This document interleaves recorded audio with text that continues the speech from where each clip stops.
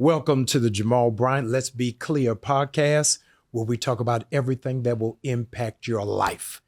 Today, we are having our own first podcast to have Fashion Week.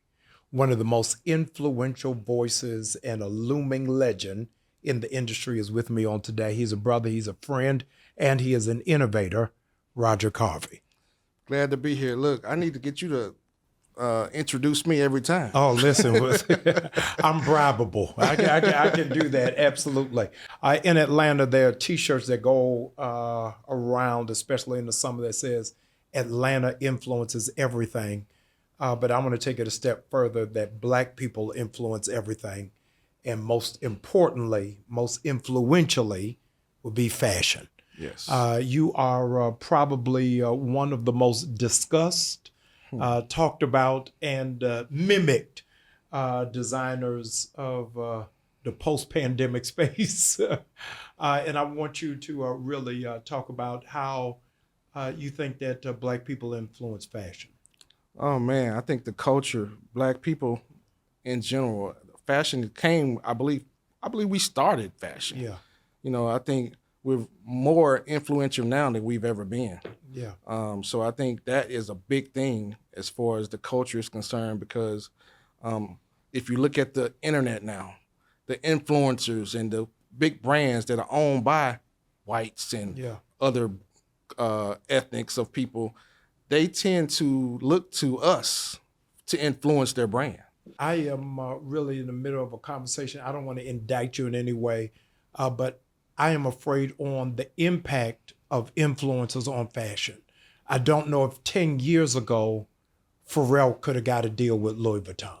No way. But because of his influence, not necessarily because of his fashion eye, it's a whole lot of Black designers who would have a different kind of lens. But you think about who can sell the merchandise. Right. How much of an impact do you think influencers now have on fashion? A whole lot. Yeah. And I think because time has taken its course, I think a lot of people have recognized that us as Black people, as you've stated so many times, we're the people who spend the money. Yeah. In order to get the money, they have to put somebody in place that we're influenced by to spend our dollars. And I think that's bigger now than ever because of the space that we're in. You work with a lot of rappers, a lot of athletes, a lot of entertainers, but you're also a preacher's kid. And the reason why a lot of entertainers, a lot of artists, a lot of athletes said that they don't go to church is because it's a fashion show. But I want to talk about why is that a detraction where we don't mind getting dressed up everywhere else, but if you get dressed for church, it seems like that's a problem. I think today, people have made their own mind and own assumptions of the church as a whole. And I think instead of going fashion forward, we're going fashion forward, but we're going church backwards. Wow. So I think we're trying to take the church backwards and move everything else forward, and we can't divide. We can't take away that because everything has to go forward. And I think this is a day and time where we're having to reach people who have never been to church before in their life. Yeah. And to say, put on your black suit on first Sunday and your white shirt and a black tie. Right. Church will be full of old people and people who have been in church all their lives. So in order to reach those people, I think we've had to say, come as you are. Yeah. And we've had not only had to say that, we've had to mean that. Yeah. Because so many people have come as you are Sunday. Yes. And you're like, okay, now after this Sunday, I've came as I was. What do I do next Sunday? Right. So I think that's the thing that has arisen in the church now. We have to make sure that we keep in mind that we're trying to reach a culture that has been lost. Wow. You know, we're trying to reach a culture that has been lost and is lost. Yeah. You know, so when you look at a person, I watched your episode with Bishop Murphy. Yeah. When you look at a person who's very influential in trying to reach a whole generation that hasn't been, I'm a PK, I've been in church all my life. Right. Bishop Murphy. Yeah. When you look at a person who's very influential in trying to reach a whole generation that hasn't been, I'm a PK, I've been in church all my life. Right. So I don't mind hearing Amazing Grace. Right. Right. But it's some people out there that need to hear different voices and different things. As long as it's in a church space, I think we're safe. Yeah. My uncle was Frank Lucas, biggest drug dealer in America. And a fashion icon. And a fashion icon. that was my uncle. I preached his eulogy 3 years ago. And it was amazing to me. We had to, Roderick, have the funeral in New Jersey because he was banned from the state of New York. Wow. First person who was an American citizen banned from a state. Yeah. Banned from the state of New York, that they were afraid of how he would run a drug operation from behind prison bars. Wow. But I wanted to bring you on to really tell the story how you built a brand to $1 million company behind bars. Wow. And nobody talks about how it is that you really emerged and was doing sketchings and drawings and placing orders from behind jail. Behind jail. Yeah, I want you to talk on 3 different things because I got inside trading. First, I want you to talk about how and why you got arrested. Wow. So, and before I started this brand, I owned a company. I had a medical marketing company where I was basically sending people to the doctor who had been in automobile accidents. Yeah. I did that for years, made hundreds and hundreds of thousands of dollars. And the insurance company, because I was getting people going to the doctor that would have never went to the doctor if they wouldn't have gotten a call from me. Right.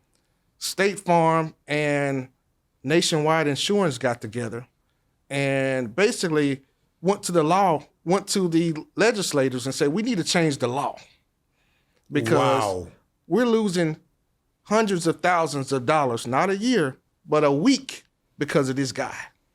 So now they go and the law changes and says, you can no longer access these names of people that are public record. Now it's closed record, which made it illegal now. You Black History Month. So they made it illegal. Yeah. But by me being influential to people, knowing people, I still found a loophole to still get the information. Now it's closed record, which made it illegal now. You Black History Month. So they made it illegal. Yeah. But by me being influential to people, knowing people, I still found a loophole to still get the information. I had people that worked in hospitals. I had people who were police officers that gave me the information. I did that for years. And one day I woke up and I was staying at a luxury, deluxe apartment in the sky in Scottsdale, Arizona. And I woke up and I heard knocking on my door. And I woke up out of a deep sleep. I looked out the peephole and it was about 25 U.S. Marshals at my door. Wow. Went through that process. I got arrested. We can come back to the story. You got to tell me about that first night in jail. Well, I had been to jail so many times by then. Hey, I had been to jail so many times for little stuff before then. Right. I knew what my first night would be like. Wow. So what was it like? Tell me. Well, you go through the process of being processed in, which takes hours and hours. I was in Maricopa County where it took about 3 days to process me in. I was sitting in a plastic chair for 3 days before I got to a bed. Wow. And got processed in, and then that's when you're in. You know you're there now when you get in your bed. Right. So that was the process of my first night. My first 3 nights. Wow. Okay. Now fast forward. If you're in there, I don't want to break the law or compromise your testimony. How are you running a company? How are you running a company where people are at the Super Bowl, at the All-Star game, at Grammys, at the Stellars, wearing your stuff, and you wearing Orange is the New Black? You know, one thing. And they didn't know that you were arrested. And they didn't know I was arrested. Yes. And the only people that knew I was arrested was the people that weren't going to support me anyway. So I'm in jail, and I had a guy that was literally running my business from jail. I'm very transparent with my story now because I believe God put me in a position and trusted me enough to go through what I went through because he knew my story was going to help others. Right. So I had a guy. Let's back up a little bit. I knew how to be a salesman, but I didn't know how to do business. Wow. So early on, before I started Starstruck, I was a tailor for 13 years. Yes. And sometimes I felt like God will put your talent in escrow until your character matches up to your talent. Wow. And I believe he had to put me in a position to put somebody else in place of my business, that new business, to help with the infrastructure of what I had going on so I can know how things should have went. So I'm in jail, and I'm literally, first of all, I get to jail, and I'm thinking, hey, I'm going to be able to bond out. He's got this situation. It's too big of a situation. It was all over the news, plastered on the news, and they kept saying that I was could face up to 75 years in prison. Ooh. And a $2 million fine. It's all over the news. And nobody's dead. Nobody's dead. There's no bullets that's been discharged. No, but because of the significance of the crime, and it was a white collar, it was the top tier white collar crime, and they said it was up to 75 years I could have faced and $2 million fine. Keep in mind, I was costing the insurance company about, from what the paperwork said, $200,000 a week. Good grief. And they made it so that it looked like I was a man when I had 5 women that were giving me information. So they tried to make it look like I was this powerful pimp or something, manipulating these women to give me the information. I'm like, oh, I'm paying these people for information. That is over. I went through that situation, but talk about how I was in jail with no bond. Didn't know when I was getting out, if I was getting out, but I had a pen and a piece of paper, and I was sketching stuff that I wanted to do when I got out, whenever I got out. Wow. I came up with this sunglass line. I did the sunglass line. I came up with hoodies that I wanted to do. I did. So everything I manifested on that paper, I manifested when I got out. So I didn't let my situation put me in a position where I just went null and void on what I had my vision set out to. Yeah. So here it is. I'm going through the process in federal court. And I never talked about this to my family because I didn't want my family to be as depressed. Yeah. But they came and my lawyers came with this paper and said, hey, you can sign for 10 years today. And he said, you do 5 and you'll get out. January 28th was my 42nd birthday.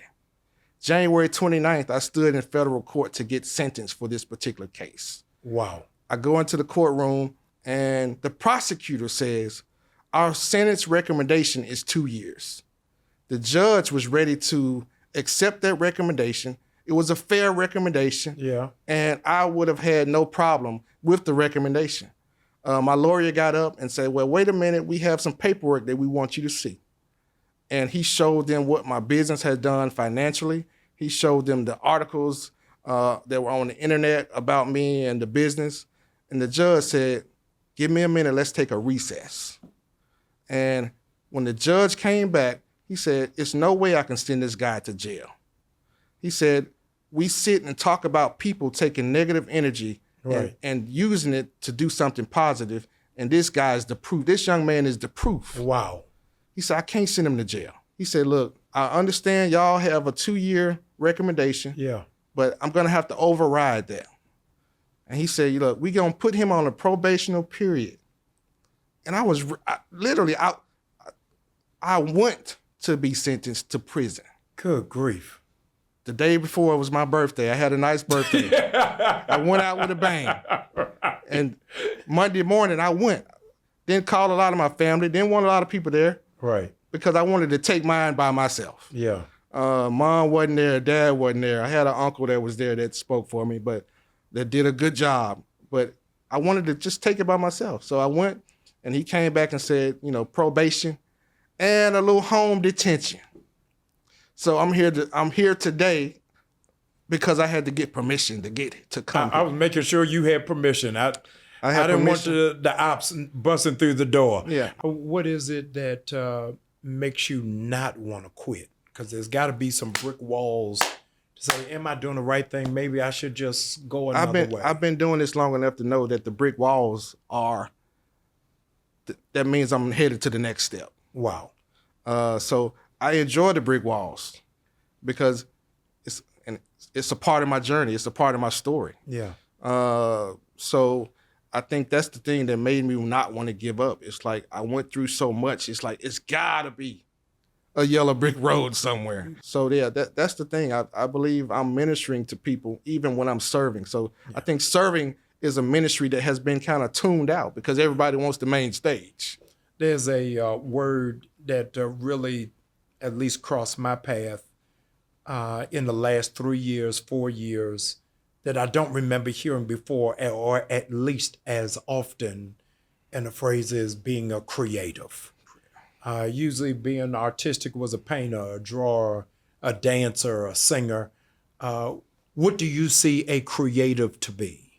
I think a creative is using your inner self to reach others. I think when you use what you have in you and bring it out to affect and impact others, I think that's being creative. Definitely agree, because when you let the others determine and dictate the future of us, yeah, it's not going to turn out right. But like you said, if we showed up for jury duty, yes, we'd have the fate of our people in our hands. But because we don't show up, somebody else has the fate, and it's not fair, but it is fair because we didn't show up. Yeah. Who has gotten no credit, gotten no check, and gotten absolutely no commendation for Starstruck. I don't know who that person is. But talk about the birth. I'm going to tell this story. I'm going to tell this story once and for all. Yes. I Just need y'all one to time. zoom in. I need so y'all if to y'all zoom not in. on JamalBryant.org, you won't hear this anywhere else. Absolutely. But the reason, one of the main reasons. Not one of them. Not one. Don't do that. Not one of them. The reason. Go right there. We fine. Okay, so one day I was sitting on my couch. I was actually living in Pembroke Pines, Florida at the time. And the pandemic had just hit. And by me being a tailor selling custom suits, I actually texted Dr. Brian and said, hey, I got some new fabrics in. And, I'm waiting on him to say, yeah, give me 5 good ones and send them to me and charge me and whatever. And that wasn't the case. He sent me a text back and said, what are you doing? We're not going to be wearing suits for a long time. You need to figure out something else to do. You need to find some athleisure wear to do. And I had to Google athleisure wear.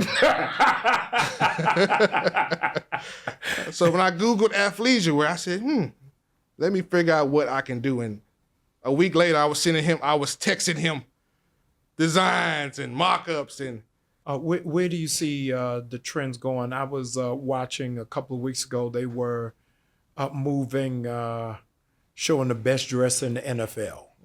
And I'm seeing a trend that I need you to address. I already know what you're talking about. Yes, about men wearing skirts and wearing dresses. Am I looking through it in a closed mind? Where is this taking us? That's not where I'm going. Okay. So you won't see no Starstruck men dresses. Skirts. No, okay. Unless it's a female. Yes. But I think what happens is if you watch TV and different shows, they're pushing a narrative of this stuff, and it's carrying into the fashion industry. And I think for me, I think the fashion. I'm going fashion forward, but not that fast. Right. Not that fast. So I think it's a thing now, and I think it's a fad.